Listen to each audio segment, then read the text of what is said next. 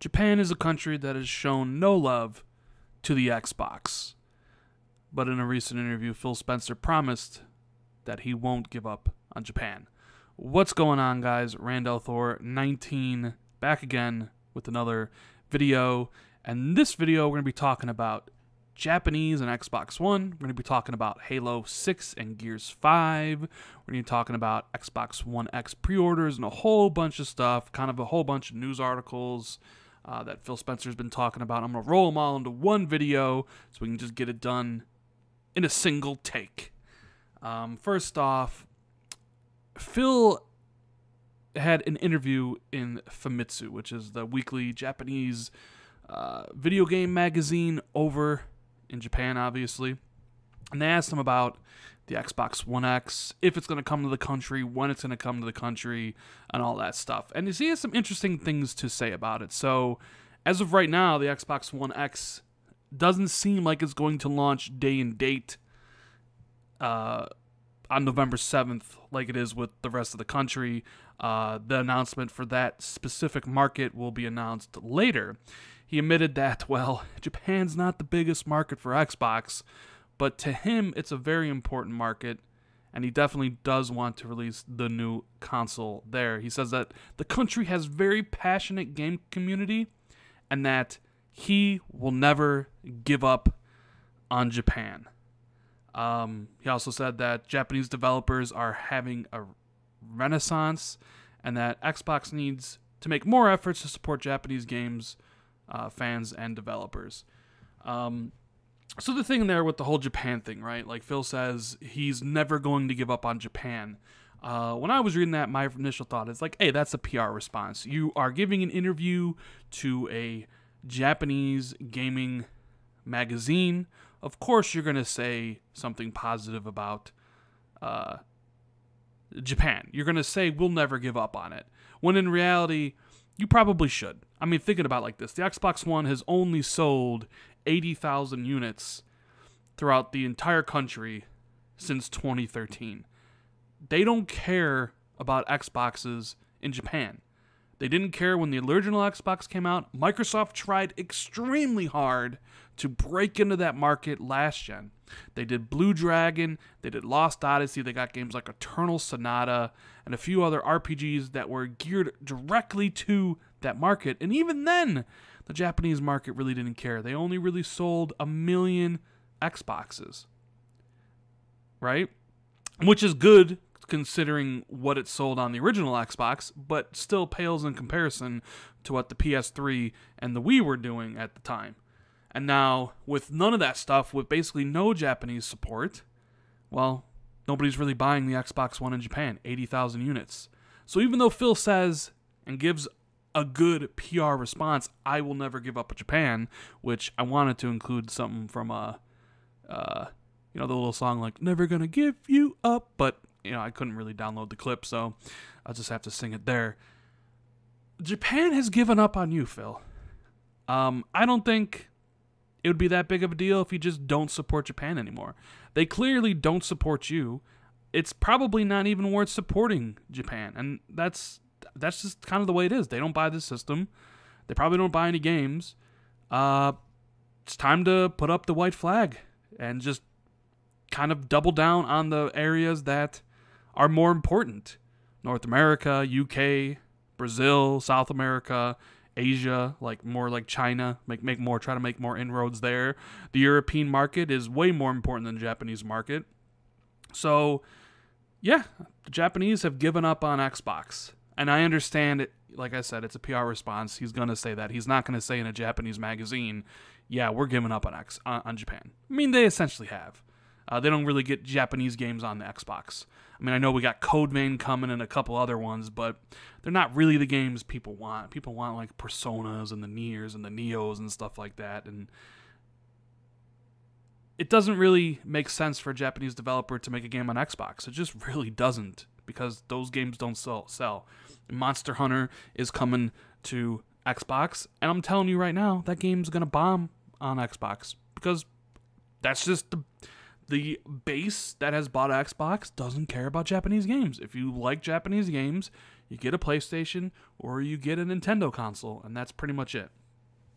So that's the stuff on Japan. Even though Phil says he will never give up on Japan, unfortunately, Japan has given up on you. Now, in the same interview, Phil also talked about some of the new games that may be coming out in the next couple years. He said he had visited 343 and the Coalition recently, and that he has seen amazing work. Now, one of the big games that was missing this past E3 at Xbox's showing was the new game from 343 Industries, who usually makes Halo. By all accounts, a Halo 6 is due to come out next year. Halo 5 Guardians released in, October, was it, of 2015 or September of 2015? So it's about 3 years. They're due for Halo 6 next year. Obviously, Gears came out this past year, so they're probably got a couple years until their next title. But he kind of said that they wanted to show the breadth of the diverse lineup, and they wanted to show games that you'd be playing before basically E3 next year, so this is why they didn't have anything from Halo. But he's been there, and they look amazing and all that jazz. So if you're a fan of Halo, if you're a fan of Gears, don't worry. You'll be getting your Halo 6 and your Gears of War 5. I would assume that Halo 6 will be Microsoft's big title for 2018, and then Gears of War 5 will be their big title for 2019. So, that's what they're working on. Maybe they're working on 2 projects. Maybe 343 is working on 2 projects, and same thing with the Coalition. But I highly doubt it. Phil said that the reason they didn't really need to have Halo or Gears at the show was because they had the 42 games, 22 of them having console exclusivity, and that he was able to present Sea of Thieves, Super Lucky's Tale, Ori, and he felt great response for them. Now, he also recently went on Twitter to answer a bunch of topics as well about the pre-order stuff, and that there's really no issues with the pre-orders. They're just kind of working through getting all the approvals, and he's not going to Gamescom. I wouldn't be surprised if pre-orders for the system open up after Gamescom over. So Gamescom is coming like last week of August. Phil said he's not going to be there because he has a prior family commitment. But we do know that there'll be some smaller, newer announcements from Xbox. I believe the Crackdown multiplayer destruction stuff will be shown, so that will be something to look forward to, as well as some obviously smaller things, nothing on the scale of E3. But I really want to know when we're going to be able to pre-order the Xbox One X, because I want to get one. And I kind of thought it was a missed opportunity, quite frankly, to not have the pre-orders up at E3 right after the conference was over. You would have had a lot of people pre-order. You could have gotten a gauge on how many people wanted the system. I know they wasn't approved for sale by the FCC at that point, but I don't know. I still feel like that is a missed opportunity. I really do. I really do feel that was a missed opportunity. Now, I guess the counter argument is like, well, those same people that were going to pre-order it after the conference will just pre-order it again in August, when Gamescom is over, so you don't really lose anything, and maybe they have a better trade-in deal, because Albert Pinello's kind of talked about some of that stuff, and I guess that could be true. Pre-order deals and stuff like that, but we don't know for that for sure. I just kind of feel a lot of people maybe would have saw the conference, seen all the games, and just kind of impulsed pre-order it, whether it's at Amazon or whether it's at GameStop or Best Buy or any of those places after seeing the great games lineup that everybody has multi-platform wise coming up. So yeah, it's going to be interesting to see what they show off at Gamescom. I'm looking forward to whatever they talk about there. Obviously, I'm not expecting any new info or any big news, but one of the other things I should mention is that he was asked about the Xbox One X download stuff for games,